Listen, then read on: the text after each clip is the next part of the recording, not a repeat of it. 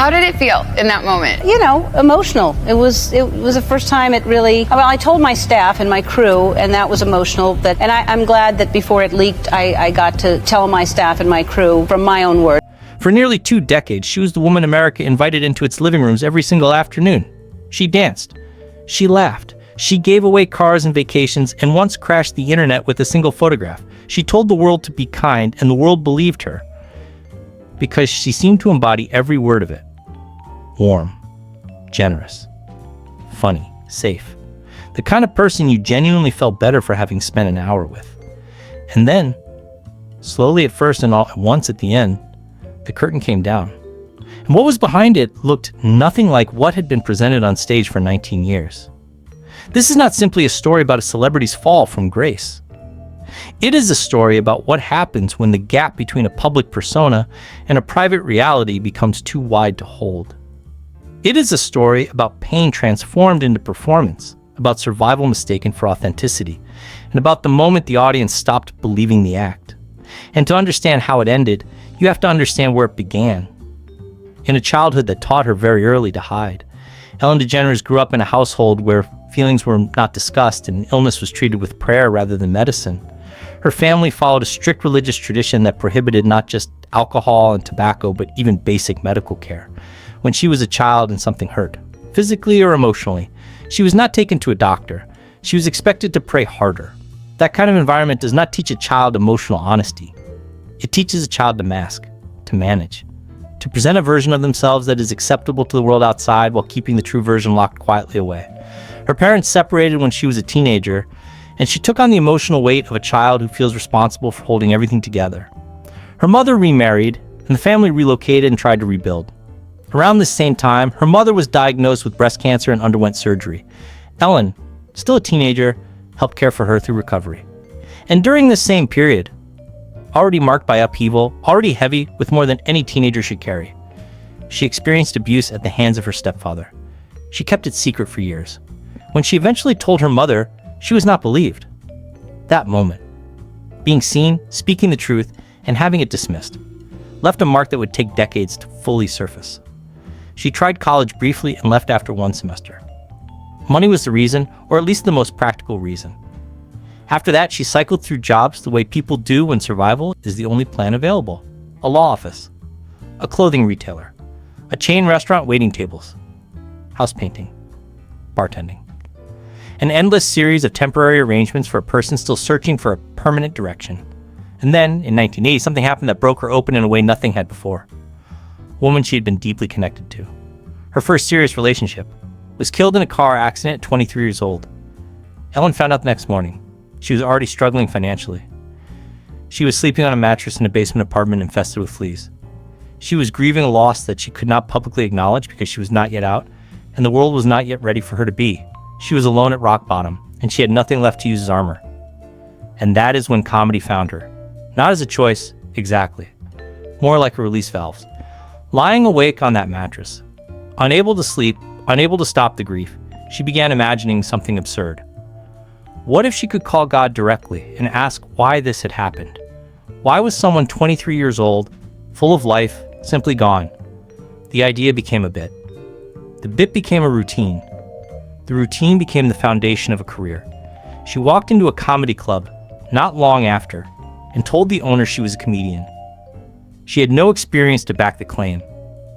She had pain, and she had instinct, and she had the ability to transform both into something an audience could laugh at.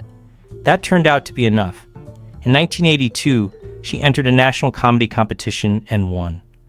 The woman who had been juggling odd jobs and grief in a flea-infested basement was suddenly a nationally recognized comedian. Years of touring followed. Late-night sets. Club after club and city after city, refining her voice, developing her style. And her style was distinct.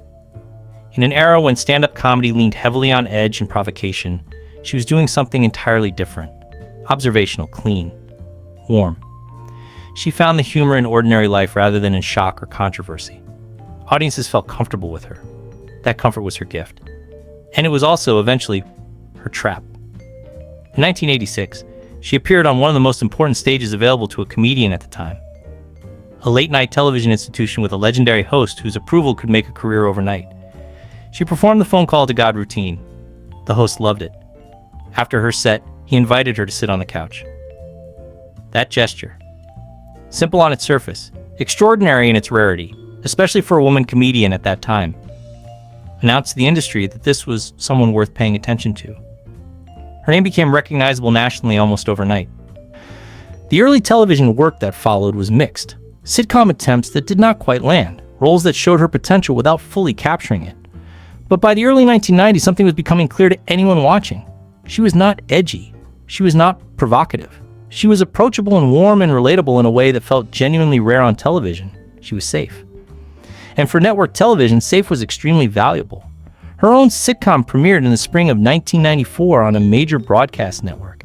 It started modestly, a light ensemble comedy about a bookstore owner and her circle of friends. Nothing groundbreaking, nothing risky. It performed respectably without setting the world on fire, and for 3 seasons, that was enough.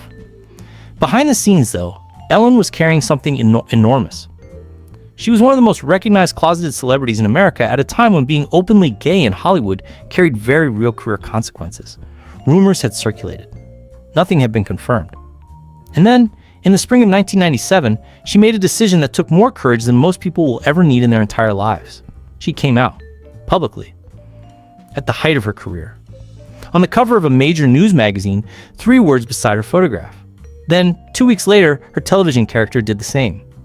In what became one of the most watched and most discussed sitcom episodes in the history of American television, more than 42 million people tuned in. The episode was funny and awkward, and emotionally real. Critics celebrated it. Advocacy groups celebrated it.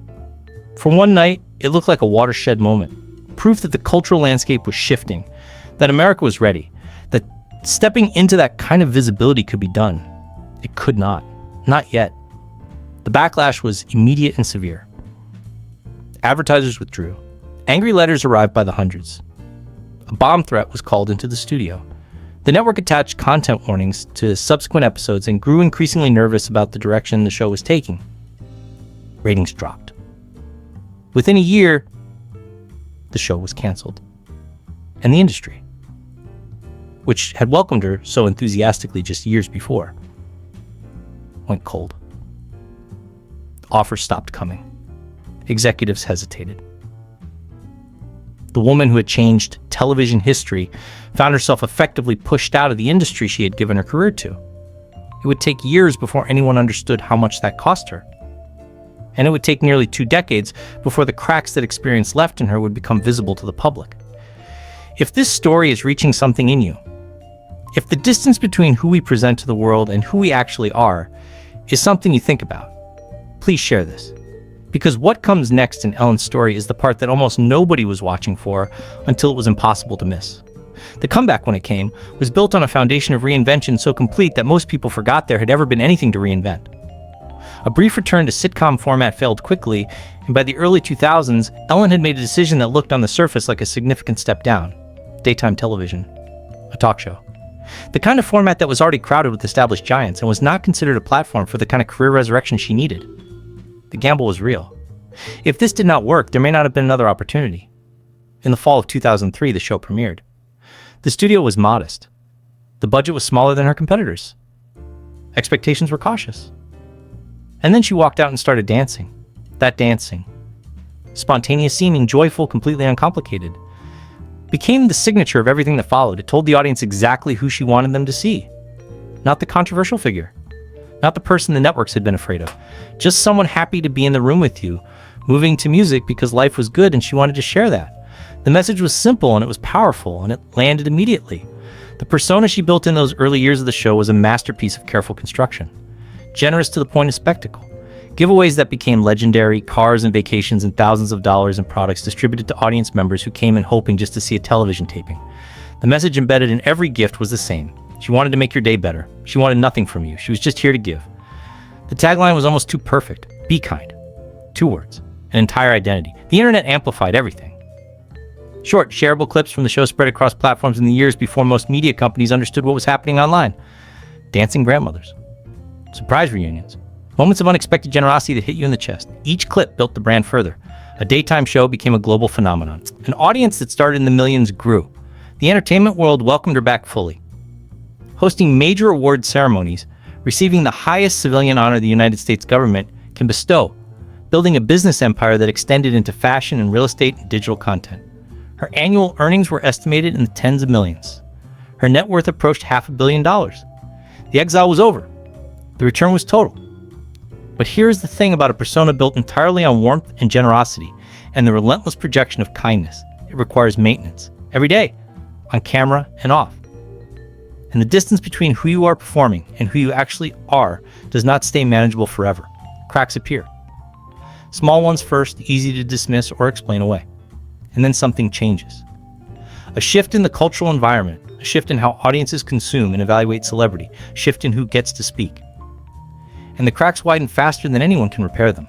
It started with small things, really. A moment in an interview where a guest gently but visibly corrected Ellen in front of the camera, and viewers saw something they had never seen before. Ellen caught off guard.